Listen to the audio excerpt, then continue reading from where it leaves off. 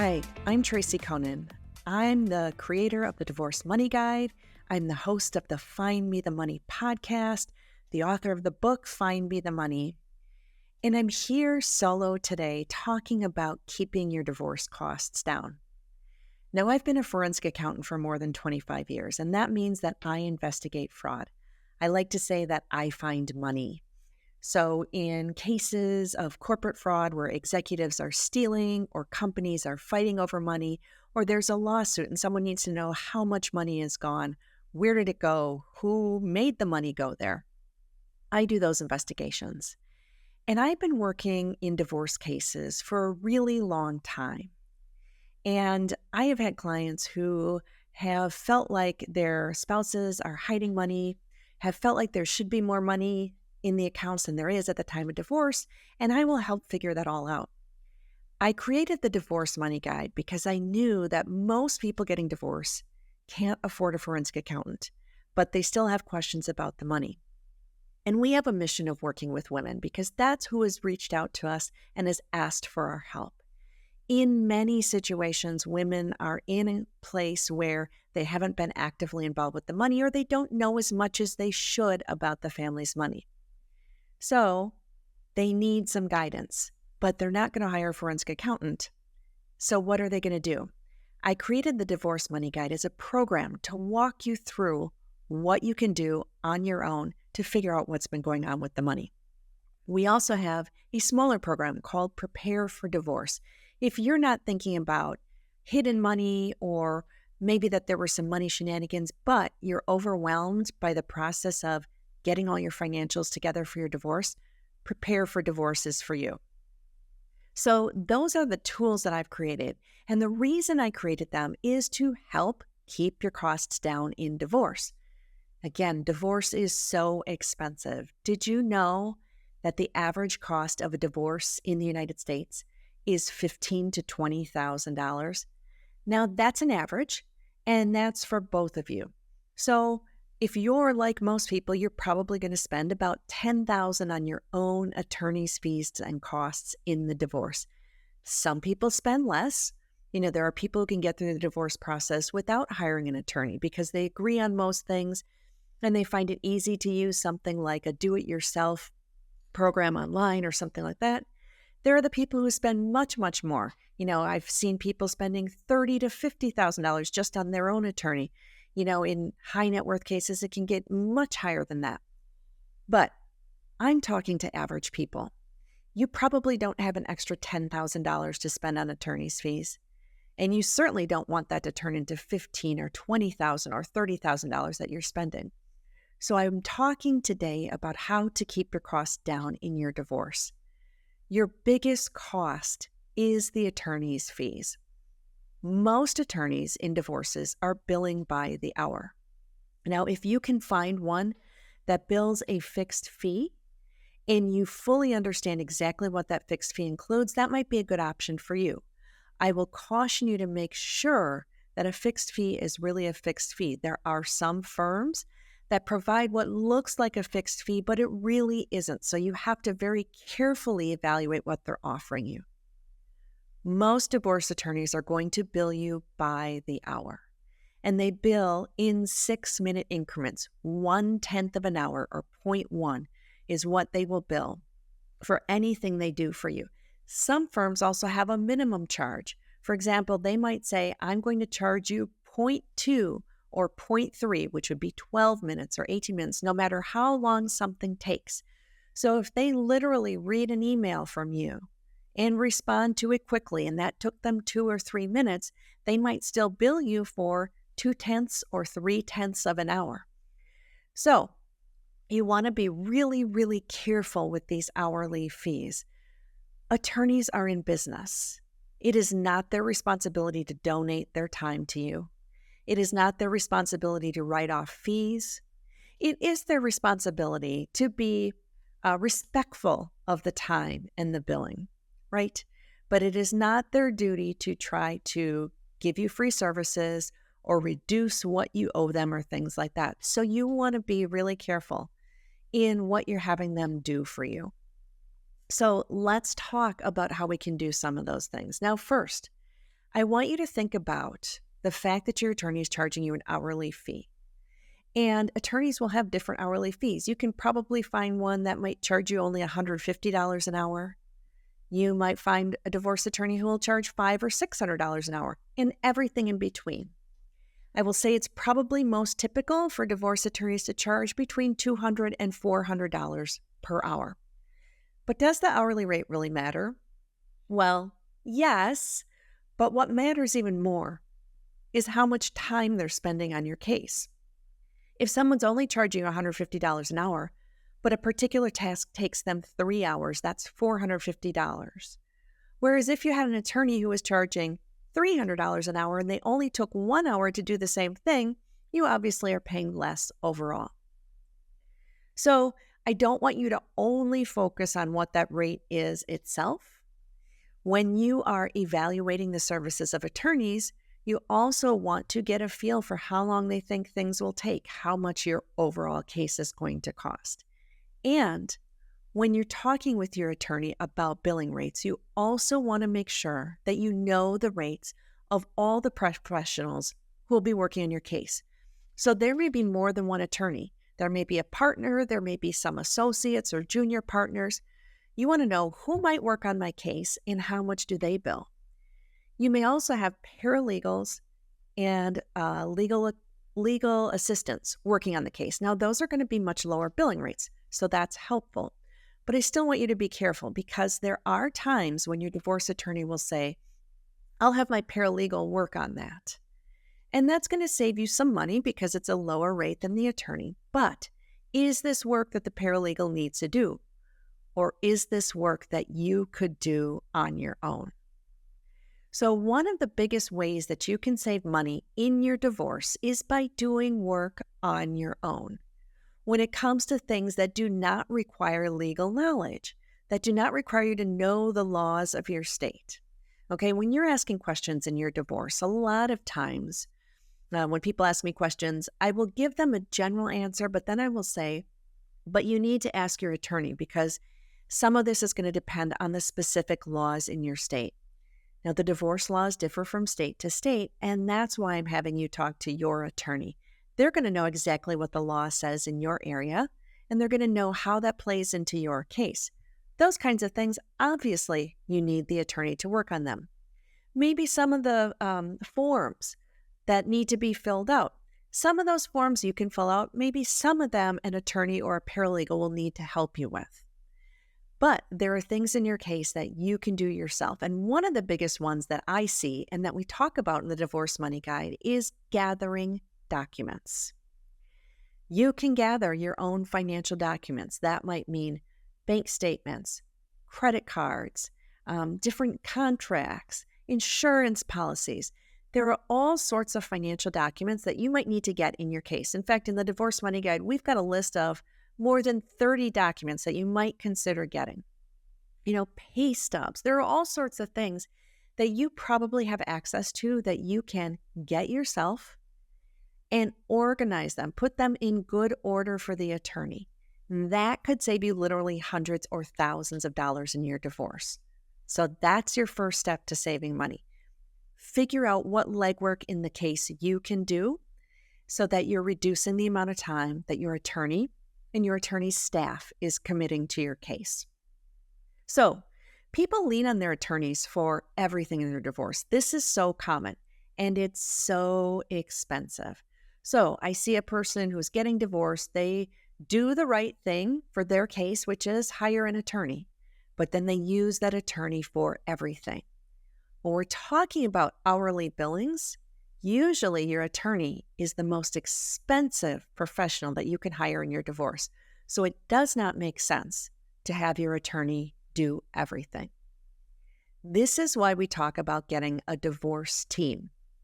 And I know talking about a team immediately sounds expensive to you. Gosh, if I have 2 or 3 or 4 people on my side in this divorce case, that's going to cost me a lot of money. It could, but a better way to look at this is if you can use a lower cost professional for something instead of using your attorney for that piece of your divorce, you can automatically save money.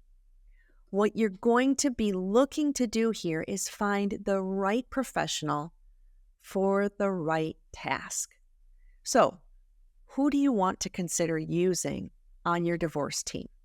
Again, I want you to get the right professionals. My number one recommendation is getting a divorce coach working with you. A divorce coach is going to be someone who is experienced in walking through divorces with people. They know the process, they know the pitfalls, they can help you stay organized and focused. Think of the divorce coach as kind of your overall guide in what you're doing in your divorce case. They can really help you work through it. They can help advise you. Do you need another professional in a particular area? Who might you consider using in that area? So a divorce coach is my number one recommendation for saving money in your divorce when we're talking about getting other professionals involved. Here's some other professionals that I want you to think about. Using a mediator. If you and your husband are reasonably amicable and agree on some of the important things in the divorce, you may be able to avoid hiring your own attorneys. You might be able to hire one person, a mediator, who can help you work through any issues that you're not agreeing on. Now, you don't have to be completely amicable to be a candidate for mediation. It works better if you're getting along, if you have a number of areas of agreement, but you don't have to be in agreement, right? If you were in agreement in your lives, you probably wouldn't be getting divorced.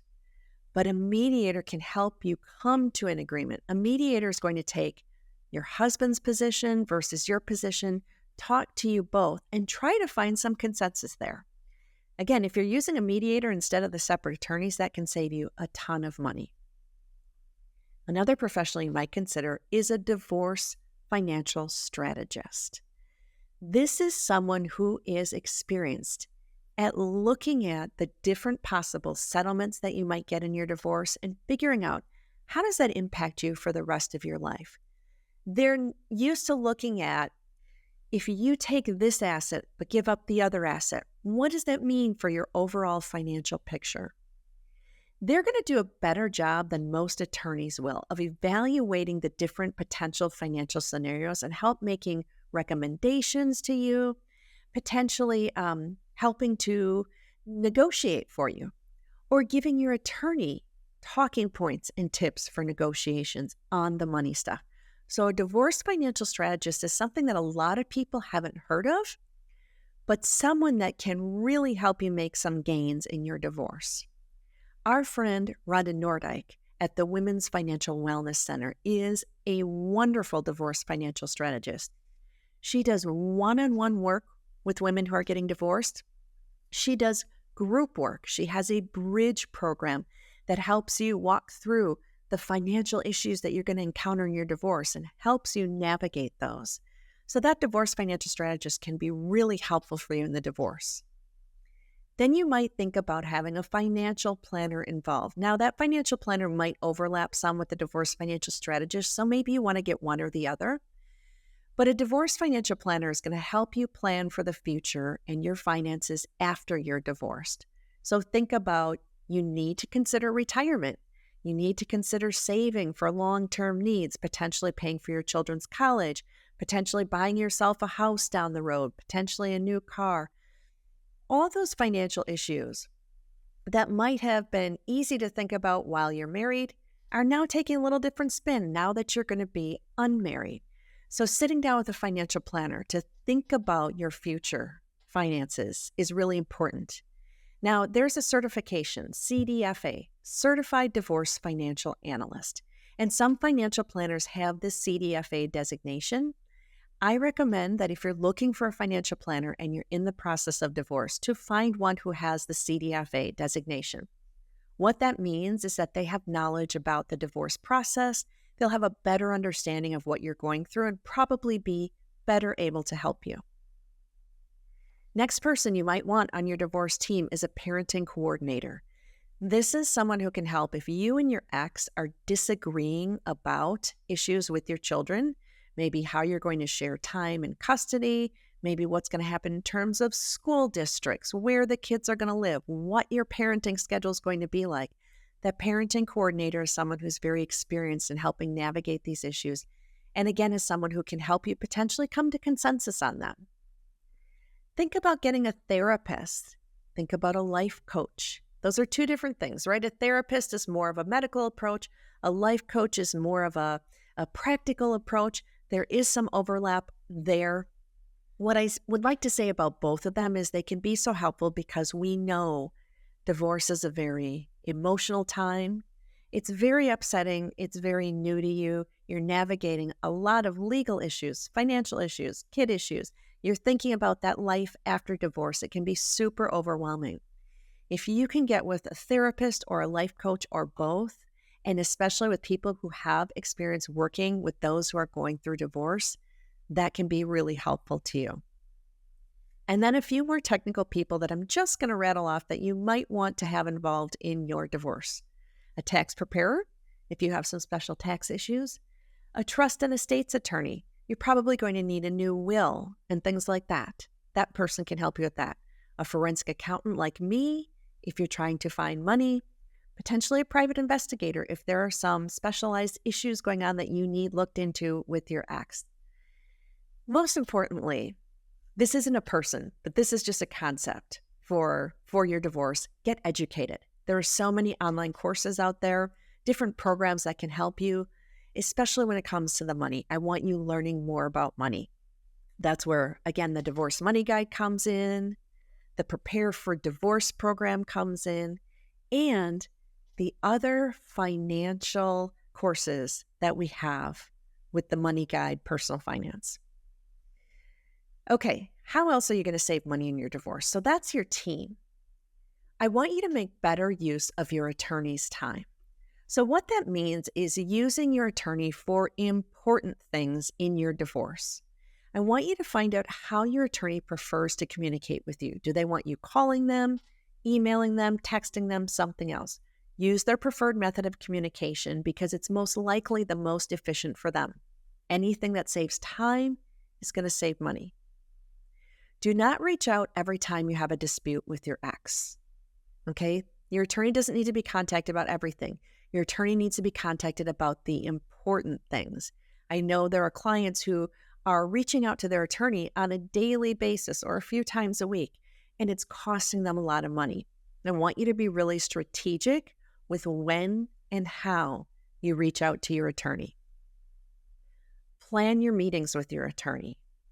Okay, be ready for those meetings so that you can make the most of that time. You're being billed by the hour. So come with a list of questions or a list of things that you have to find out about when you're with your attorney. That way you're not forgetting. You're not emailing them later saying, I forgot, I need to know. Make a list for yourself of things you want to accomplish during that meeting if that's helpful to you. But again, what you're trying to do is make the most of every minute with that attorney because you're paying for every minute. Follow up on your own case with your attorney. This means being an active part of what's going on and knowing where you're at. I see too many people who are just waiting for their attorney to do something in a case, and they don't know what's next. They don't know how long it's going to take. They don't really know what's going on. That ends up costing you time and money. So what I like to advise is when you're talking with your attorney, ask them what is next. What are we accomplishing next? Maybe that's you're waiting for a court date. Maybe your next thing is a court date. Maybe next you have to get certain documents together, or maybe you have to file something. Find out what the next few things are that you're going to be accomplishing and find out what the deadlines are or how long it will take. If your attorney says, we have to put together these documents and fill out this form and then get them filed with the court, you then ask, what time period are we going to use to prepare those documents? How long will it take? And if they say, well, it's going to take us a little bit, are we talking about a few days, a few weeks? What are we talking about? And get them to commit to a time period. That's going to help keep your case on track. So if they say it's going to take us about 3 weeks to get this document together, then you say, can I check back with you in 3 weeks and see where we're at on this? You staying involved keeps them on their toes, keeps the process moving along, and it helps you because you know where you are in the process. And then finally, to make the most of your attorney's time, I recommend making a running list of questions or issues that you have to talk about with them. Again, don't email or call them daily. Let's make a list and be efficient with using their time. Finally, saving money, keeping your costs down in your divorce relies on you having a strategy. Okay, I don't want you going into your divorce just hoping for the best. I want you knowing what you want, what you're willing to give up, what your husband wants, so you can negotiate about those things. For example, if there are certain items that you know he wants out of the house and you have no interest in them, maybe you put that in your back pocket for the negotiations. Maybe you express an interest in those items now, but then later give them up, so you are negotiating with him. Now, I'm not saying be spiteful about this. Don't take something that is near and dear to his heart, a family heirloom of his, and pretend you want that. I'm saying there's a TV in the basement. You know he wants it. He knows you like that TV as well. You could let it go easily. For the time being, you might say, I'm interested in that TV as well. And then later on, you negotiate with it and give up that item. So when you're looking at having strategies for your divorce, I want you to know your priorities. Figure out what is most important to you, whether that's about your assets, whether that's about, some retirement accounts, whether it has to do with your kids or a house. It doesn't matter if it's a material good or something else in the divorce. I just want you to know what is most important to you. And then rank those priorities so that you and your attorney know what's most important. You need to make sure your attorney understands as well what's important to you. And then know what your legal rights are regarding those things that are important to you. Some of them, under the law, you're automatically going to get it. Other things, there might not be specific law that's going to give something to you, but it's something that you know you need. That's really important. Other things in your divorce are nice to have, and you might feel strongly about them, but they're not as important as those other things that are maybe legally required or that fall under the needs that you've identified. And know what you're going to let go of. So in that priority list, you can also make a list of what you're willing to let go of. As you're going through your divorce, one of the really important things is to separate your emotions from the business side of the divorce. There are a lot of emotions in divorce, and you are absolutely right to feel those emotions. Give yourself time to grieve the loss of your marriage or to be angry or sad.